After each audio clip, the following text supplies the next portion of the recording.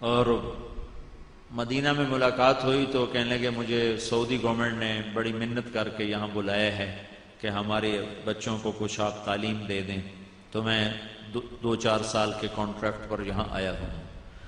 تو امت کے تمام طبقات، ان پڑھ پڑھے لکھے، ناچنے والیاں، اور امت کا وہ طبقہ جن کو آپ دیکھ کر نفرت کرو، یہ خسرے۔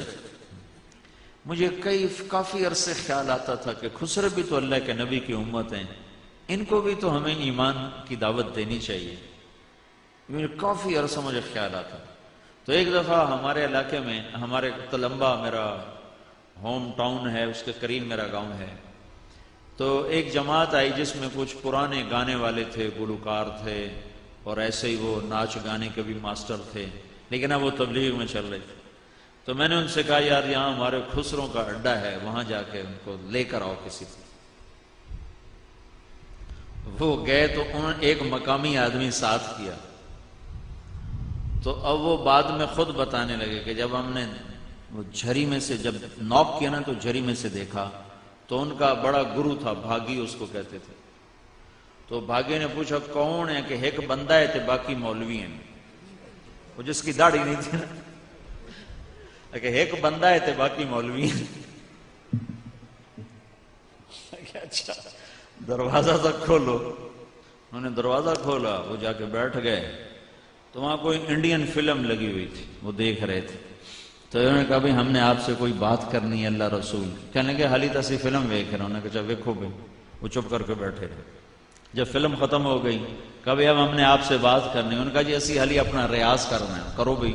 تو انہوں نے ناچنا شروع کر دیا، تو آدھا پونا گھنٹہ وہ ناچتے رہے، یہ چپ کر کے بیٹھے رہے۔ انہوں نے کہتا یہ کیوں جو مولوی ہیں جڑے جاندے ہی کوئی نہیں۔ انہوں نے بعد میں خود بتایا کہ ہم نے سوچا جب ہم ناچیں گے تو جو خود ہی بھاگ جائیں گے، توبہ توبہ کریں دے، لا حول ولا پڑھ دے، وہ تو گئے ہی کوئی نہیں۔ میں کہہ لے ہن سننی پوے گی۔ تو انہوں نے پھر کہا اچھا جی ہن سناؤ کی گل ہے۔ تو وہ ایک ان میں تھا نوجوان، طارق اس کا نام ہے، ادھر لاہور کا ہے، وہ ون مین شو میں بہت ماسٹر پیس آدمی ہے۔ تو اس نے ان سے بات کی، تو ان کا جو گرو تھا نا بھاگی، وہ تیار ہو گیا ساتھ آنے کے لیے۔ تو وہ اس کر لے کر مسجد میں آئے۔ تو میں نے کہا اس کو پہلے نماز پڑھاؤ۔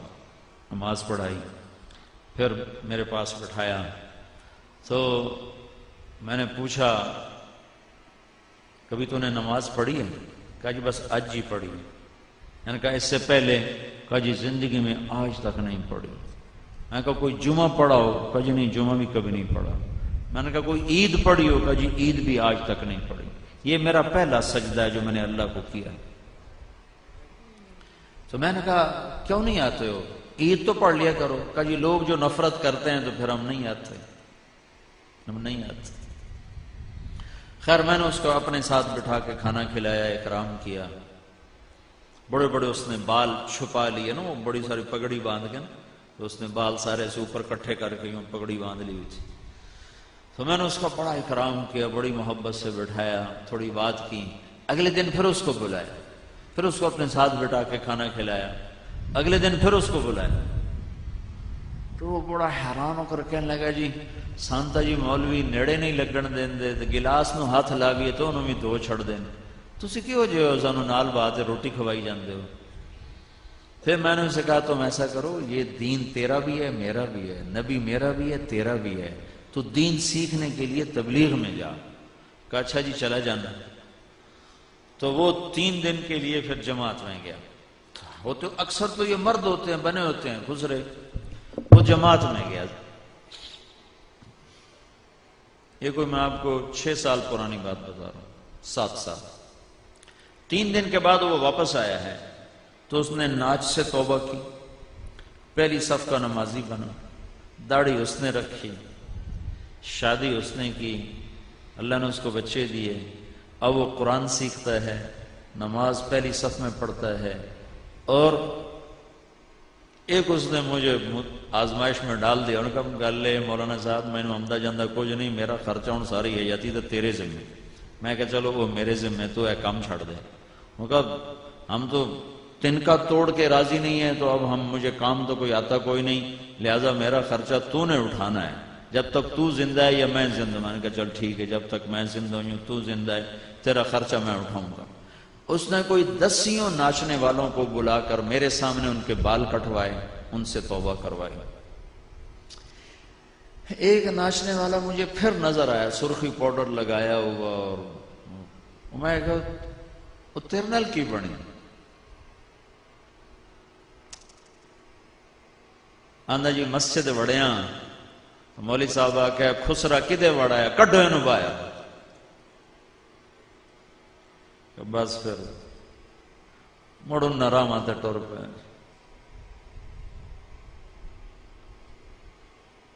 ہمارے تلمبا میں بہت پرانا بازار حسن ہے۔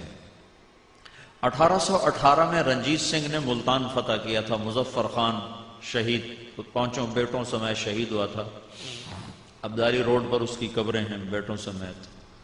تو تلمبا ملتان کا ایک صوبہ تھا اس وقت، بہت بڑا شہر تھا یہ۔ تو اس نے جب تلمبا فتح کیا تو ملتان یہ 1818 میں ہے، تو شیر سنگھ نے یہ فتح کیا تھا، پھر رنجیت سنگھ بعد میں خود آیا تھا۔ تو اس نے ایک بازار حسن کی بنیاد رکھی تلمبے میں، اب تک وہ قائم ہے۔ اب پہلے والی رونق نہیں ہے لیکن اب بھی ہے، سارا کچھ دھندا ہوتا ہے۔ تو پھر میں نے سرگودے میں ہمارا ایک ساتھی ہے، اس نے وہاں بازار حسن میں کام کیا، کئی لڑکیوں سے توبہ کروائی، کئیوں کی شادیاں کروائیں۔ تو میں نے اس سے کہا یار تم ادھر تلمبے جماعت لے کر آؤ، میں اپنے یہ جو ہمارے علاقے کی ہیں بچیاں، میں ان میں چاہتا ہوں کوئی اللہ کی بات ہو۔ تو وہ آئے جماعت لے کر اور گئے بازار حسن، تو انہیں وہاں کی لڑکیوں کو اکٹھا کیا، تو ان سے اس نے بات کی اور کہا بیٹیو میں تمہارے سر پہ اماں فاطمہ کی چادر ڈالنے آیا ہوں۔ یہ کہنا تھا کہ ساری طوائفیں ایک دم پھوٹ پھوٹ کے رو پڑیں اور کہنے لگیں یہاں تو لوگ ہمارے کپڑے اتارنے آتے ہیں، تم کون ہو جو چادر ڈالنے آئے ہو؟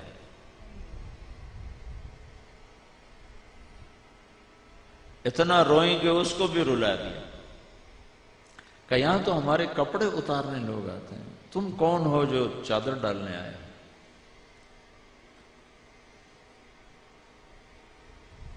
ایمان بھی کیا چیز ہے۔ پھر خالد عباس ڈار ہے، وہ 3 دن کے لیے ہمارے تلمبے جماعت میں آیا، جواد وسیم ایک اداکار ہے، میں نے ان کو بھیجا، میں نے کہا جاؤ ان سے بات کرو۔ پھر وہ گئے، انہوں نے ان سے بات کی، تو انہوں نے مطالبہ رکھا کہ آپ کہو مولوی طارق جمیل جو ہمارے علاقے کا اتنا مشہور ہے، لوگوں میں واز کرتا ہے، ہمیں کیوں نہیں اللہ کی بات سناتا؟ ان سے کہو ہمیں اللہ کی بات سنائے۔ تو میں نے کہا اچھا ٹھیک ہے۔ تو وہاں میں نے ایک چھوٹا سا سکول بھی بنایا ہوا ہے، گرامر، بچوں کو اچھی تعلیم دینے کے لیے۔ تو اس سکول میں نے ان کو جمع کیا، کوئی 60-70 اکٹھی ہوئیں، کچھ ایجڈ کچھ جوان، 30-35 جوان تھی، دبئی ناچنے جاتی تھی۔ تو میں نے ان میں بیان کیا، میں نے صرف کیا بیان کیا کہ عورت کا دین میں کیا مقام ہے، جب یہ ماں ہوتی ہے تو کیا مقام ہے، بہن ہوتی ہے تو کیا مقام ہے، بیوی ہوتی ہے تو کیا مقام ہے، بیٹی ہوتی ہے تو کیا مقام ہے۔ جب میں نے یہ بیان کیا کہ اللہ کے نبی نے فرمایا تھا کاش میرے ماں باپ زندہ ہوتے، اور نہیں تو میری ماں تو ہوتی، اور میں عشاء کی نماز کے لیے مصلی پہ ہوتا اور سورۃ فاتحہ شروع کر چکا ہوتا، اور ادھر سے میرے گھر کا دروازہ کھلتا اور میری ماں مجھے کہتی بیٹا محمد، تو میں اپنی ماں کی خاطر نماز توڑ دیتا، اور میں کہتا جی اماں جان میں نماز دوبارہ شروع کر ساں، تساں حکم کرو کی حکم۔ تو وہ اتنا روئیں، وہ کون عزت بیچتا ہے؟ جب مالدار لوگ زکوٰۃ نہیں دیتے تو پھر طوائفوں کے اڈے آباد ہو جاتے، پھر عزتیں نیلام ہو جاتی۔ قربان جاؤں اللہ کی رحمت۔ میرے نبی نے فرمایا بنی اسرائیل میں ایک نوجوان تھا جس کا نام تھا کفل۔ ہر رات نئی لڑکی اس کے پہلو میں آتی تھی، ایک رات ایک لڑکی کو لے کر آیا 60 دینار. 60 دینار آج کے سونے کے ریٹ کے مطابق 6 لاکھ روپے بنتا ہے. جب اس کے ساتھ کمرے میں الگ ہوا تو دیکھا تو وہ رو رہی تھی. تو کفل نے پوچھا کیوں رو رہی ہو؟ تو اس نے کہا کفل میں پیشہ ور نہیں ہوں، میں عزت دار ہوں، مجھے بھوک نے یہاں تک پہنچا دیا. جب مالدار لوگ زکوٰۃ نہیں دیتے تو غریبوں کی بیٹیاں نیلام ہو جاتی. کیا ظلم و ستم ہے! یہ کوئی تھوڑا ظلم ہے کہ پیسہ ہو اور زکوٰۃ نہ دے، زمیندار ہو اور فصل کا عشر نہ دے. تو کفل کی آنکھوں میں آنسو آ گئے. اس نے کہا تو میری بہن ہے، جس عزت کے ساتھ آئی ہے اسی عزت کے ساتھ واپس چلی جا، اور میں بڑا کتا انسان ہوں، میرے لیے دعا کر اللہ مجھے معاف کر دے. اور کفل کو نہیں پتا کہ اگلے گھڑی فیصلہ کیا ہو چکا ہے. وہ بچی گھر پہنچی، پیچھے کفل مر گیا. یہ ایسا نامی گرامی بدماش تھا، کل نہ اس کو کوئی غسل دینے آتا، نہ کوئی کندھا دینے آتا، نہ اس کا کوئی جنازہ پڑھنے آتا. وہ ایسا غلط انسان تھا. تو میں اس شہنشاہ کی رحمتوں پہ قربان جاؤں. ارے تم تو محمد مصطفیٰ کے امتی ہو، تمہارے لیے تو 2 مہربان ہیں، ایک اللہ اوپر ہے، ایک نیچے محمد مصطفیٰ ہے. وہ تو بنی اسرائیل کا ہے، اس کے پیچھے تو محمد مصطفیٰ کی پشت پناہی نہیں ہے. لیکن میرے اللہ نے کیا کیا؟ جب صبح ہوئی تو لوگوں نے دیکھا کفل کی دیوار کے اوپر لکھا ہوا تھا ان اللہ قد غفر للکفل، اللہ نے کفل کو معاف کر دیا ہے، جاؤ جنازہ پڑھو، جاؤ کفن دو، جاؤ دفن کرو، جاؤ کندھا دو، کہ جس رب نے پکڑنا تھا اس نے معاف کر دیا.